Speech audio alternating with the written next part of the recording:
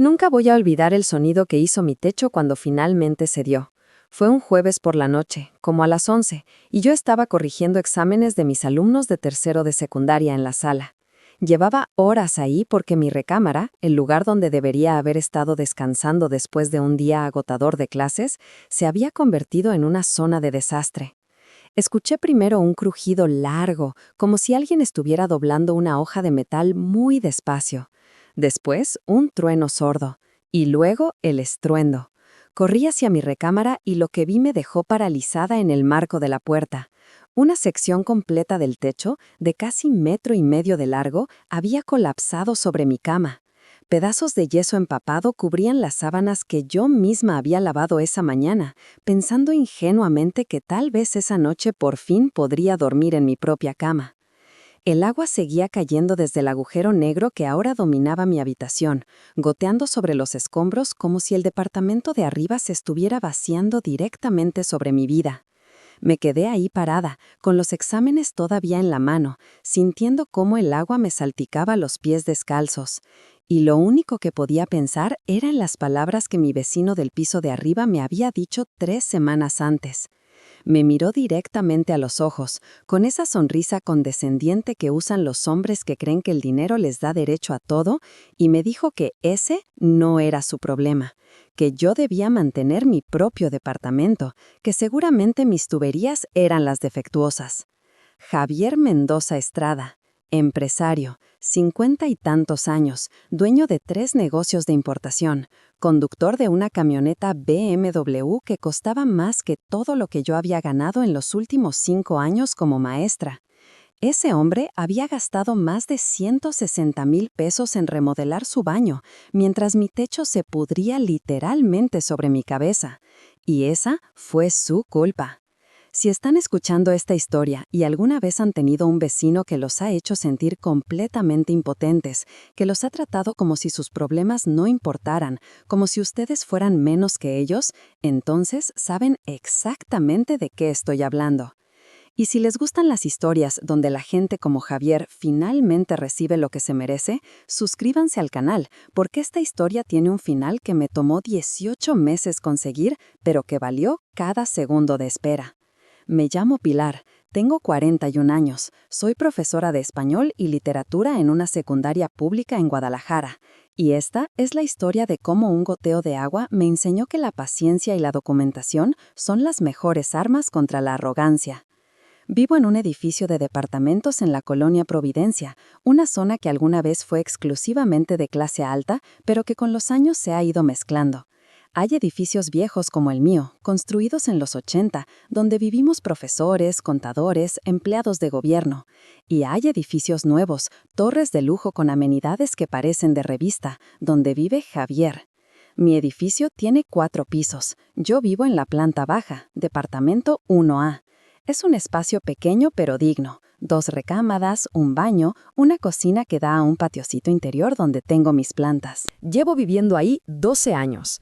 Compré el departamento cuando todavía estaba casada, con la liquidación que me dieron de un trabajo anterior y los ahorros de toda mi vida. El divorcio fue hace 8 años, pero me quedé con el departamento porque representaba estabilidad, algo mío.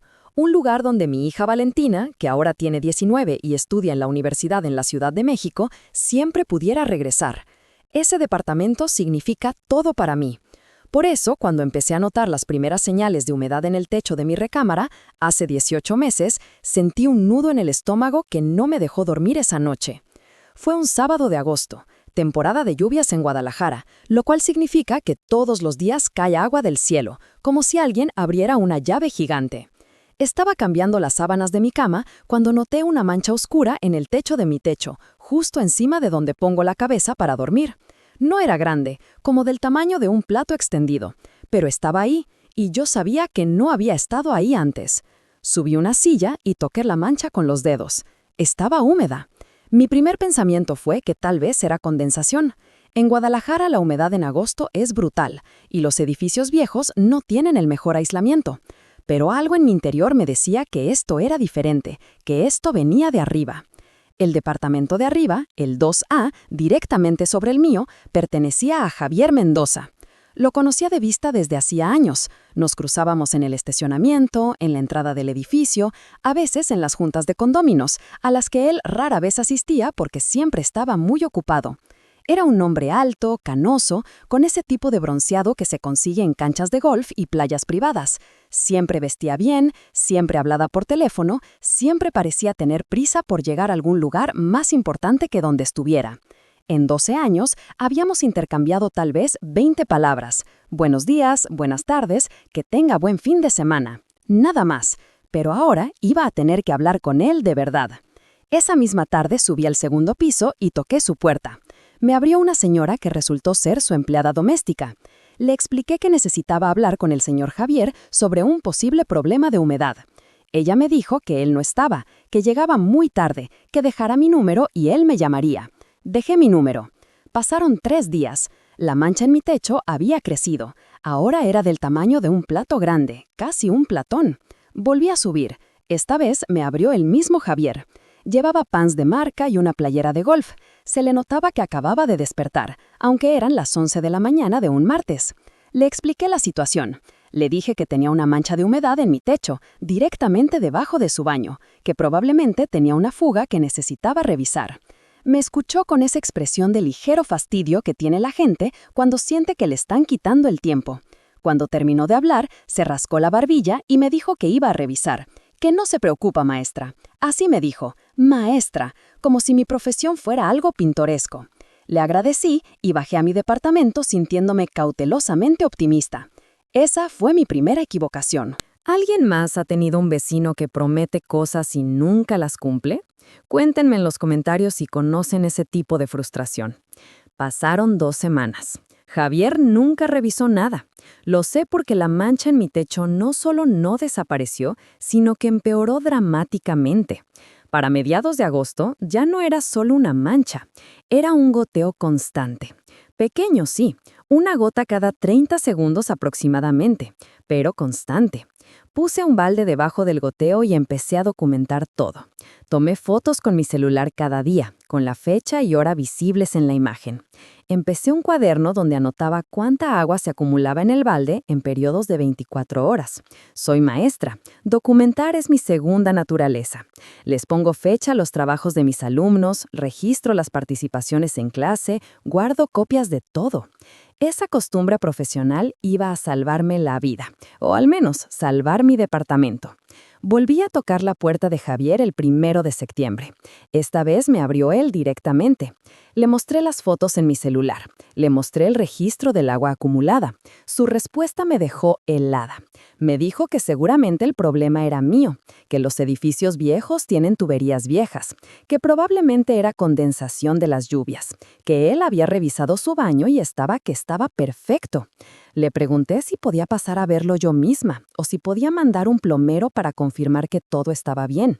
Me dijo que no, que su departamento era su espacio privado, que si yo quería investigar mis propios problemas de plomería, que contratara a alguien para que revisara mis tuberías, y me cerró la puerta en la cara. Me quedé parada en el pasillo del segundo piso, con el celular todavía en la mano mostrando las fotos, sintiendo una mezcla de humillación y rabia que me hizo temblar las manos. ¿Ustedes qué hubieran hecho en mi situación? Déjenme sus opiniones abajo, porque honestamente en ese momento yo no sabía qué hacer. Lo que hice fue seguir su consejo, no porque él tuviera razón, sino porque necesitaba evidencia profesional de que estaba equivocado. Contraté a un plomero. Se llamaba Don Roberto, un señor de 60 años que llevaba 35 años trabajando en plomería en Guadalajara. Le pagué 3,800 pesos por una inspección completa de mi departamento. Don Roberto pasó 4 horas revisando cada tubería, cada conexión, cada posible fuente de humedad en mi departamento. Al final se sentó conmigo en mi sala y me dio su diagnóstico. La fuga no venía de mi departamento, venía inequívocamente del piso de arriba, específicamente del área del baño, probablemente de una conexión defectuosa en la regadera o en el excusado. Podría ser también de la tubería principal de desagüe, pero sin acceso al departamento de arriba, era imposible determinar la causa exacta. Me dio un reporte por escrito, con su firma, su número de cédula profesional y su diagnóstico. Guardé ese documento como si fuera oro. También me dijo algo que me preocupó mucho. Me explicó que si la fuga continuaba sin repararse, eventualmente iba a causar daño estructural.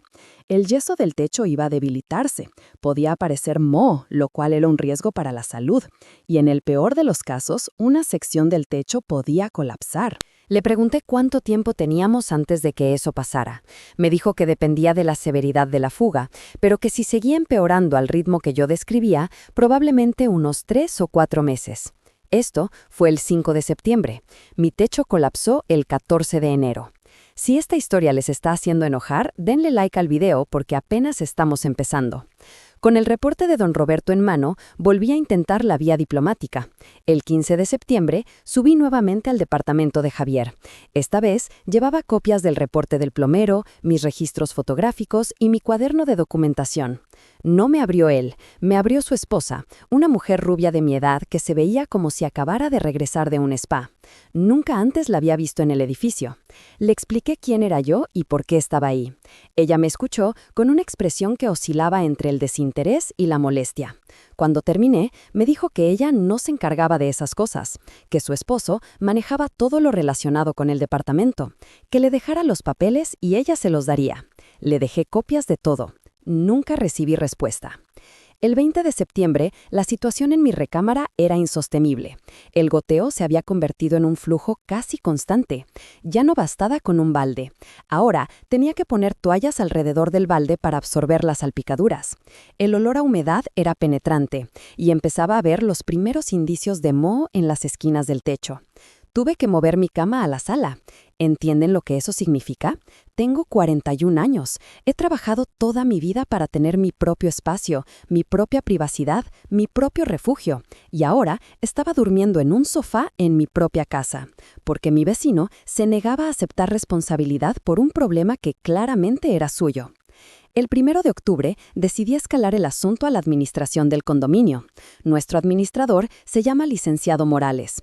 Es un hombre de 70 años, contador de profesión, que administra nuestro edificio desde hace 15 años. Es de esas personas que prefieren evitar conflictos a toda costa, que siempre buscan el término medio, que creen que todos los problemas se pueden resolver con una plática amable. Le presenté mi caso, le mostré las fotos, el reporte del plomero, mi documentación. Le expliqué que había intentado resolver esto directamente con Javier 3 veces sin éxito. El licenciado Morales suspiró profundamente, se quitó los lentes, se frotó los ojos y me dijo que iba a enviar una carta oficial al señor Mendoza solicitando que permitiera una inspección. La carta se envió el 5 de octubre. La respuesta de Javier llegó el 12 de octubre. Era una carta también, escrita claramente por un abogado, donde Javier argumentaba que él no tenía obligación de permitir el acceso a su propiedad privada, que sus propios técnicos habían revisado su baño y todo estaba en orden, que si yo tenía problemas de humedad eran responsabilidad mía y que cualquier intento de presionarlo constituiría acoso. Acoso. Esa palabra me dolió más de lo que puedo explicar. Yo no estaba acosando a nadie, estaba tratando de proteger mi hogar. Para todos los que están lidiando con vecinos difíciles en este momento, no están solos. Sé exactamente cómo se siente. El mes de octubre fue el peor de mi vida en mucho tiempo. La fuga seguía empeorando. Ahora el charco en el piso de mi recámara era permanente. Tuve que dejar de usar esa habitación por completo. Empaqué mis cosas en cajas y las guardé en el closet de la otra recámara, la que uso como estudio. El moho se extendió, manchas negras y verdosas que parecían multiplicarse cada día. El olor era tan fuerte que tenía que mantener las ventanas abiertas constantemente, lo cual era un problema porque octubre en Guadalajara todavía es temporada de lluvias. Empecé a tener problemas respiratorios, tos constante, congestión nasal, ojos irritados. Fui al médico y me diagnosticó rinitis alérgica agravada por exposición a esporas de moho. Me recetó antihistamínicos y un inhalador. Me costaron 800 pesos que no tenía presupuestados. También me dio una constancia médica donde especificaba que mis síntomas eran consistentes con exposición prolongada a moho en el hogar. Otro documento para mi expediente. En la escuela, mis colegas notaron que algo andaba mal. Me veía cansada, ojerosa, distraída. Una de mis compañeras, la maestra Patricia, me preguntó directamente qué me pasaba. Le conté todo. Me escuchó durante 45 minutos en la sala de maestros y cuando terminé me dijo algo que cambió mi perspectiva. Me dijo que dejara de pensar en esto como un problema de vecinos, que empezara a pensarlo como lo que realmente era, un asunto legal, una violación de mis derechos como propietaria, un daño a mi patrimonio que alguien tenía que pagar. Me recomendó que consultara con un abogado. Esa noche, en mi sofá cama improvisado, mientras escuchaba el goteo constante desde mi recámara cerrada, busqué en Internet abogados especialistas en derecho civil y propiedad horizontal en Guadalajara. Encontré al licenciado Fernando Gutiérrez. Su despacho estaba en la colonia americana, a 20 minutos de mi casa. Tenía buenas reseñas en línea y su primera consulta costaba 500 pesos. Agendé una cita para el siguiente lunes. Esa cita fue el punto de inflexión de toda esta historia. El licenciado Gutiérrez era un hombre de unos 45 años, con oficina pequeña pero ordenada, diplomas en las paredes y una manera de escuchar que me hizo sentir tomada en serio por primera vez en meses. Le conté todo desde el principio. Le mostré mi expediente completo, las fotos, el reporte del plomero, las constancias médicas, las cartas enviadas y recibidas, mi cuaderno de documentación. Cuando terminé, el licenciado Gutiérrez se recargó en su silla y me dijo algo que no voy a olvidar nunca. Me dijo que yo había hecho todo bien, que mi documentación era impecable, que había seguido los procedimientos correctos, que había intentado resolver el asunto de buena fe y que ahora tenía bases sólidas para una demanda civil por daños y perjuicios. Pero también me advirtió algo: los procesos legales toman tiempo, meses, a veces años, y mientras tanto, mi departamento seguiría deteriorándose. Me preguntó si estaba preparada para eso. Le dije que sí, que ya no me quedaba otra opción. Me explicó los pasos a seguir. Primero, necesitábamos documentar los daños de manera oficial. Eso significaba contratar a un perito en construcción que evaluara el estado de mi techo y estimara los costos de reparación. Segundo, necesitábamos enviar una carta de demanda formal a Javier dándole una última oportunidad de resolver el asunto antes de ir a juicio. Tercero, si él se negaba, presentaríamos la demanda en el juzgado civil. También me explicó los costos, sus honorarios, los gastos del perito, las cuotas del juzgado. En total, estábamos hablando de aproximadamente 15,000 pesos para iniciar el proceso. 15,000 pesos que yo no tenía, pero que iba a conseguir. Vendí algunas cosas, una televisión vieja que tenía en el estudio, unos aretes de oro que habían sido de mi mamá y que nunca usaba. Pedí un préstamo pequeño a mi hermana que vive en León y que siempre ha sido mi roca en los momentos difíciles. Para el 1 de noviembre tenía el dinero. El perito visitó mi departamento el 5 de noviembre. Se llamaba Ingeniero Martínez. Pasó 3 horas tomando mediciones, sacando muestras del moho, fotografiando cada grieta y cada mancha. Su reporte fue devastador. Daño estructural moderado en el techo de la recámara principal. Presencia de moho tóxico tipo Stachybotrys en concentraciones que excedían los límites seguros para habitación humana. Necesidad de remover completamente la sección dañada del techo, tratar la estructura contra humedad y reconstruir. Costo estimado de reparación, 56,000 pesos. 56,000 pesos. Más los gastos médicos que ya había tenido, más los gastos de consultoría del plomero, más los honorarios del abogado, más el costo del perito. En total, Javier Mendoza me debía más de 70,000 pesos. Si creen que yo tenía derecho a exigir ese dinero, denle like al video. La carta de demanda formal se envió el 15 de noviembre. Iba certificada, con acuse de recibo, redactada en lenguaje legal que detallaba todos los daños, todas las fechas, todas las evidencias y le daba a Javier 15 días hábiles para responder y proponer una solución antes de que procediéramos con la demanda judicial. La respuesta llegó el 2 de diciembre. Era otra carta de su abogado, y su contenido me hizo hervir la sangre. Negación total de responsabilidad. Afirmaba que las tuberías del edificio eran responsabilidad de la comunidad de condóminos, no de propietarios individuales. Afirmaba que yo no había demostrado nexo causal entre la supuesta fuga en su departamento y los daños en el mío. Afirmaba que mis problemas de salud podían deberse a cualquier otra causa y sugería que si yo persistía en mis acusaciones infundadas, él consideraría demandarme por difamación. ¿Difamación? Ese hombre me estaba amenazando. Llamé al licenciado Gutiérrez temblando de rabia. Él me calmó. Me dijo que esas tácticas eran comunes, que los abogados de gente con dinero siempre tratan de intimidar a la contraparte para que desista, que no me preocupara, que nosotros teníamos la razón y las pruebas. Me dijo que presentáramos la demanda. La demanda se presentó en el Juzgado 13º de lo Civil en Guadalajara el 10 de diciembre de ese año. El expediente quedó registrado bajo un número que todavía me sé de memoria porque lo repetí tantas veces en los meses siguientes. Y entonces llegó enero. La noche del 14 de enero, como les conté al principio de esta historia, mi techo finalmente colapsó. Estaba sola en el departamento. Mi hija Valentina estaba en la Ciudad de México, en sus clases de la universidad. Yo estaba corrigiendo exámenes, tratando de distraerme del sonido constante del agua cayendo detrás de la puerta cerrada de mi recámara. Y entonces escuché el crujido, y el trueno, y el estruendo. Cuando vi los escombros sobre mi cama, cuando vi el agujero negro en mi techo, cuando sentí el agua salpicándome los pies, algo se rompió dentro de mí también. Pero no fue mi espíritu, fue mi paciencia. Saqué mi celular y empecé a grabar. Grabé todo. El agujero, los escombros, el agua cayendo, mi cama destruida, las paredes llenas de moho, la devastación completa de lo que había sido mi refugio. Después llamé a mi abogado. Eran las 11:30 de la noche, pero le dejé un mensaje de voz detallando lo que había pasado. Después llamé a mi hermana en León. Ella me dijo que tomara un taxi y me fuera a un hotel esa noche, que ella me mandaba dinero para pagarlo. Después llamé al administrador del edificio. Le dejé también un mensaje explicando que había ocurrido un colapso estructural y que necesitaba documentación oficial.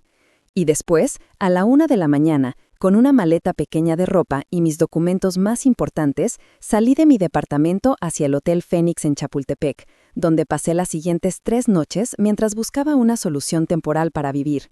Esas fueron las noches más largas de mi vida, pero también fueron las noches donde mi determinación se solidificó como concreto. Javier Mendoza iba a pagar por esto, legalmente, completamente, sin importar cuánto tiempo tomara. Si les gustan las historias donde la gente finalmente recibe lo que se merece, suscríbanse al canal, porque lo que viene a continuación es la parte que más satisfacción me dio contar. El día después del colapso, el licenciado Gutiérrez me llamó a las 8 de la mañana. Había escuchado mi mensaje y quería reunirse conmigo de inmediato. Nos vimos en su oficina a las 10. Le mostré los videos que había grabado la noche anterior. Se los envié a su correo para que los agregara al expediente. Me explicó que el colapso del techo cambiaba significativamente el caso. Ahora ya no estábamos hablando solo de daños por humedad, estábamos hablando de negligencia grave que había resultado en daño estructural mayor. Potencialmente, también podríamos argumentar riesgo a mi integridad física. Me preguntó si quería ampliar la demanda. Le dije que sí. Pero entonces me contó algo que me dejó helada. Me dijo que su asistente había estado investigando el historial de Javier Mendoza, buscando cualquier información que pudiera ser útil para el caso, y había encontrado algo interesante. Javier había solicitado un permiso de construcción menor ante el Ayuntamiento de Guadalajara 3 meses antes. El permiso era para una remodelación de baño en su departamento. El presupuesto declarado en el permiso era de 160,000 pesos. 160,000 pesos. En remodelación de baño, mientras mi techo se caía a pedazos debajo de él. Le pregunté al licenciado Gutiérrez qué significaba eso para el caso. Me explicó que significaba todo. Si Javier había remodelado su baño, probablemente había contratado plomeros.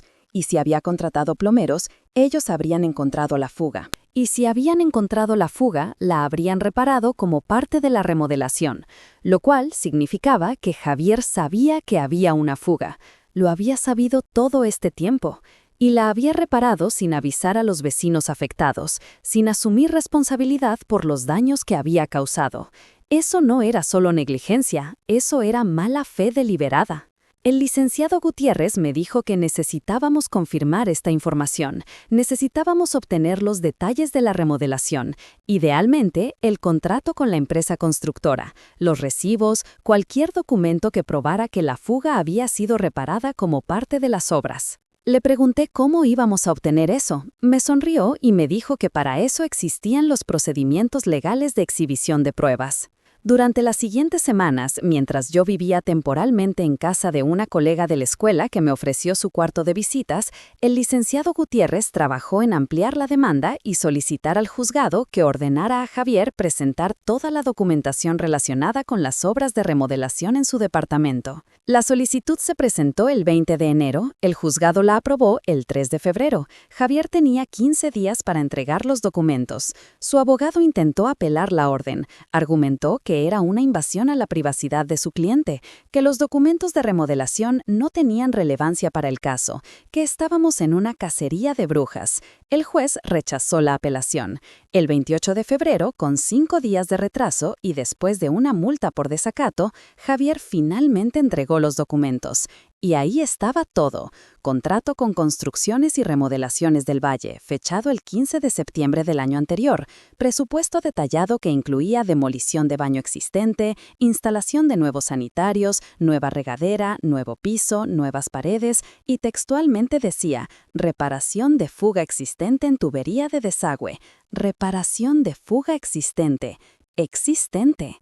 Él sabía. Desde el 15 de septiembre, cuando me cerró la puerta en la cara diciéndome que el problema era mío, él sabía que había una fuga en su baño y contrató a alguien para repararla sin decirme nada, sin ofrecerse a pagar los daños que ya había causado, sin siquiera tener la decencia de admitir que yo tenía razón. Cuando el licenciado Gutiérrez me mostró ese documento, me quedé en silencio por un largo momento.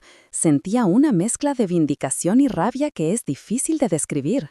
Había tenido razón todo este tiempo, y ese hombre me había hecho pasar por meses de infierno sabiendo perfectamente que era su culpa. Le pregunté al licenciado qué seguía. Me dijo que ahora teníamos todo lo que necesitábamos para ganar el caso. Solo teníamos que esperar la fecha del juicio. La fecha se fijó para el 15 de abril. ¿Desde qué estado me están viendo? Díganme en los comentarios de dónde son, porque esta historia está llegando a su punto más satisfactorio. Los 2 meses entre febrero y abril fueron extraños. Por un lado, sabía que iba a ganar. El licenciado Gutiérrez me lo había dicho claramente. Con la evidencia que teníamos, no había manera de que Javier pudiera negar su responsabilidad. El documento de la remodelación era prácticamente una confesión escrita. Por otro lado, mi vida seguía siendo un desastre. Seguía viviendo en casa de mi colega Patricia, sintiéndome como una carga aunque ella insistía en que no lo era. Mi departamento estaba inhabitable. No podía ni entrar a sacar más cosas porque el administrador había declarado la recámara como zona de riesgo estructural hasta que se hicieran las reparaciones. Mis ahorros estaban agotados en gastos legales y médicos. Y cada noche, antes de dormir, pensaba en Javier Mendoza arriba de mi departamento destruido, durmiendo tranquilamente en su baño remodelado de 160,000 pesos. Pero también pasaron cosas buenas en esos meses. Mi hija Valentina vino a visitarme en Semana Santa. Le conté todo lo que había pasado, porque hasta entonces solo le había dado versiones resumidas para no preocuparla. Ella se enojó mucho, pero también me dijo que estaba orgullosa de mí, de que no me hubiera rendido, de que hubiera peleado por lo que era justo. También recibí apoyo de otros vecinos del edificio. Resulta que no era la única afectada por las fugas del departamento de Javier. La señora Carmen, del departamento 1B, justo al lado del mío, también había tenido problemas de humedad en su cocina. Menos graves que los míos, pero problemas al fin. Nunca había dicho nada porque no quería meterse en problemas, pero cuando se enteró de mi demanda, se animó a hablar. El licenciado Gutiérrez la contactó y la convenció de sumarse al caso como testigo. Su testimonio confirmaría que los problemas de humedad en el primer piso eran generalizados, no específicos de mi departamento. También encontramos a don Aurelio, el conserje del edificio, que llevaba 20 años trabajando ahí. Él recordaba que el año anterior había habido una queja de humedad en el estacionamiento, justo debajo del área donde estaba el baño de Javier. En ese momento nadie le había dado importancia, pero ahora cobraba sentido. Con cada nuevo testimonio, cada nueva evidencia, nuestro caso se hacía más sólido. Y Javier aparentemente empezaba a darse cuenta. Una semana antes del juicio, el licenciado Gutiérrez recibió una llamada del abogado de Javier. Querían negociar un acuerdo extrajudicial. Javier estaba dispuesto a pagar 40,000 pesos para cerrar el caso y evitar el juicio. 40,000 pesos. Mi techo había colapsado, había vivido meses con moho tóxico, había desarrollado problemas respiratorios, había perdido mi cama, mis muebles, mi privacidad, mi paz mental. Y ese hombre creía que podía comprar su salida con 40,000 pesos. Le dije al licenciado Gutiérrez que rechazara la oferta. Me preguntó si estaba segura. Los juicios siempre tienen incertidumbre. Tal vez el juez nos daría menos de lo que pedíamos. Tal vez el proceso se alargaría con apelaciones. Un acuerdo era dinero seguro, ahora. Le dije que no era solo por el dinero, era por principio. Era porque Javier necesitaba enfrentar las consecuencias de sus acciones en un tribunal.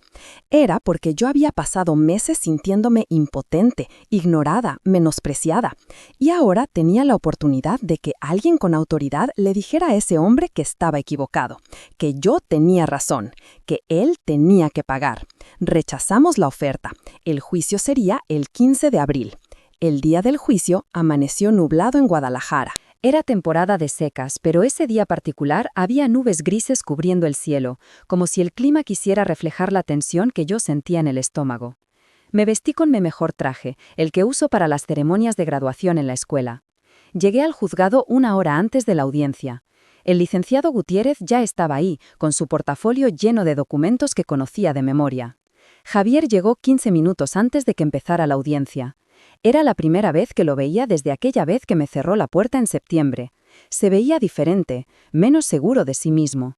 Llevaba un traje que probablemente costaba más que mi sueldo de un mes, pero su expresión era la de alguien que sabe que las cosas no van a salir bien. Me vio en el pasillo y apartó la mirada. No le dije nada. No tenía nada que decirle que no fuera a decir el juez. La audiencia comenzó a las 10 de la mañana. El juez era una mujer de unos 60 años, la magistrada Laura Esperanza Vázquez Ríos. Tenía reputación de ser estricta pero justa. Cuando entró a la sala, todos nos pusimos de pie. El licenciado Gutiérrez presentó nuestro caso primero. Empezó con la cronología. El primer aviso de humedad en agosto, mis intentos de comunicarme con Javier, sus negativas, el reporte del plomero confirmando que la fuga venía del piso superior, las cartas al administrador, la respuesta amenazante de Javier, el deterioro progresivo de mi recámara, los problemas de salud, el colapso del techo. Mostró las fotos, proyectó el video que yo había grabado la noche del colapso, presentó los reportes del plomero, del perito, del médico. Todo perfectamente organizado, todo con fechas y sellos. Y luego llegó al documento clave, el contrato de remodelación. Leyó en voz alta la línea que decía, reparación de fuga existente en tubería de desagüe. Miré a Javier en ese momento, su cara estaba pálida, su abogado garabateaba furiosamente en un bloc de notas. El licenciado Gutiérrez argumentó que ese documento probaba 3 cosas. Primero, que Javier sabía que había una fuga en su baño desde al menos septiembre. Segundo, que a pesar de saberlo, negó repetidamente la existencia de dicha fuga ante mí y ante el administrador. Tercero, que reparó la fuga sin avisar a los vecinos afectados ni asumir responsabilidad por los daños ya causados. Esto, argumentó, constituía negligencia grave y mala fe deliberada. Pidió que Javier fuera condenado a pagar la totalidad de los daños documentados, más daños morales por el sufrimiento causado. El abogado de Javier intentó defender a su cliente. Argumentó que la fuga podría haber sido causada por las tuberías generales del edificio, que no había prueba directa de que la fuga específicamente en el baño de Javier hubiera causado los daños en mi departamento, que yo podría haber mitigado los daños si hubiera actuado más rápidamente para reparar mi propio techo. La magistrada Vázquez lo interrumpió. Le preguntó si su cliente había permitido la inspección solicitada por la administración en octubre. El abogado admitió que no. Le preguntó si su cliente había presentado algún reporte de sus propios técnicos confirmando que no había fuga en su baño.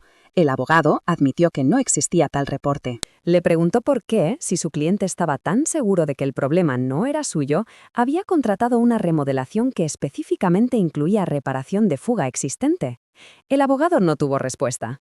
La magistrada se quitó los lentes, miró directamente a Javier y le dijo algo que voy a recordar el resto de mi vida. Le dijo que en sus 30 años como juez había visto muchos casos de disputas entre vecinos, que la mayoría eran complicados, con culpas compartidas, con matices, pero que este caso era diferente.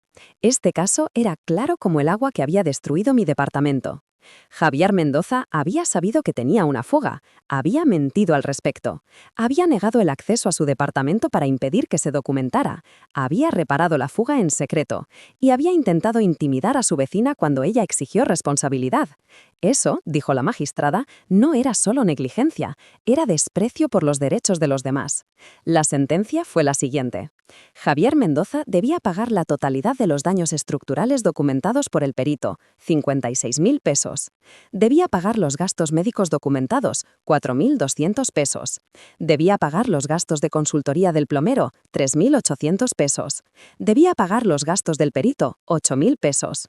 Debía pagar daños morales por el sufrimiento causado, 12.000 pesos. Total, 84.000 pesos. Además, la magistrada ordenó que el administrador del condominio realizara una inspección completa de todas las áreas potencialmente afectadas por las fugas previas del departamento de Javier, incluyendo el departamento 1B y el estacionamiento subterráneo. Si se encontraban daños adicionales, Javier sería responsable de esos también. Cuando la magistrada terminó de leer la sentencia, miré a Javier. Tenía la cabeza baja. Su abogado le susurraba algo al oído. No sé qué le decía, pero podía imaginar. Me levanté de mi asiento con las piernas temblando. No de miedo, de alivio. Había ganado. Si creen que hice lo correcto, háganmelo saber con un like. La historia no terminó ahí. La inspección ordenada por la magistrada se realizó 3 semanas después del juicio. Tal como había anticipado, encontraron daños adicionales. El departamento 1B de la señora Carmen tenía humedad en la pared de la cocina que había causado deterioro en los gabinetes. Costo de reparación, 18.000 pesos. El estacionamiento subterráneo tenía una grieta en el techo del área de mantenimiento justo debajo de donde estaba el baño de Javier. Costo de reparación, 30.000 pesos. Javier apeló la sentencia original, pero perdió la apelación. Al final, terminó pagando un total de 132.000 pesos entre todos los daños. 132.000 pesos, casi lo mismo que había gastado en remodelar su baño. Hay una justicia poética en eso que todavía me hace sonreír. Las reparaciones en mi departamento se completaron a finales de mayo. El techo quedó como nuevo. Las paredes fueron tratadas con tramó, pintura fresca en toda la recámara. La primera noche que dormí en mi propia cama, en mi propia recámara, después de casi 6 meses de sofás y cuartos prestados, lloré. No de tristeza, de alivio. Javier vendió su departamento 3 meses después de que se completaron todos los pagos. No sé si fue por vergüenza, por el costo o simplemente porque ya no quería vivir en el edificio donde todos sabían lo que había hecho. Pero un día de agosto vi un camión de mudanzas afuera del edificio y al día siguiente su departamento estaba vacío. Los nuevos vecinos son una pareja joven con un bebé. Se llaman Ana y Roberto. Son amables, tranquilos, y la primera vez que nos cruzamos en el pasillo, Ana me dijo que el administrador les había contado la historia de lo que pasó.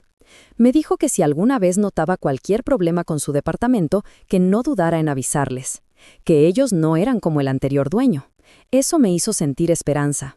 A veces, cuando estoy en mi recámara por las noches, mirando el techo nuevo que el dinero de Javier pagó, pienso en todo lo que pasó. En los meses de frustración, en las noches sin dormir, en las veces que quise rendirme. Y pienso en lo que aprendí. Aprendí que la documentación es poder. Cada foto, cada recibo, cada carta, cada mensaje guardado puede ser la diferencia entre ganar y perder un caso.